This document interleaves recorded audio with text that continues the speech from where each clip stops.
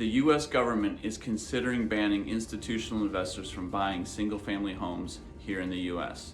Is this a big deal? Well, it depends who you are.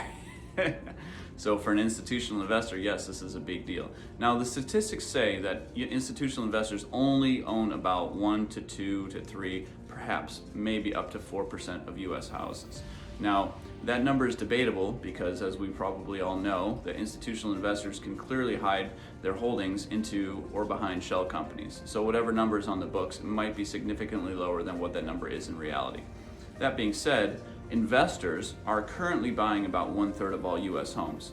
However, investors are, generally speaking, not mom and pop investors that own a handful of properties. We're not talking about these institutional type investors that own typically 100+ doors. So there is a distinction to be made there. If the government does indeed pass this law and make it illegal for institutional investors to buy properties, I don't know exactly what effect that's going to have on the economy, because we don't really actually know how many homes are owned or bought by institutional investors. Like I said, the numbers seem to be a bit gray based on shell companies and things that they can do to hide their actual purchases.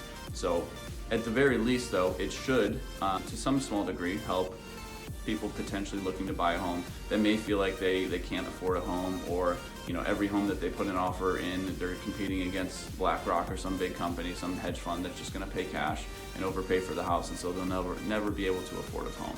So the current administration is hoping to do something to help to try to fix that problem.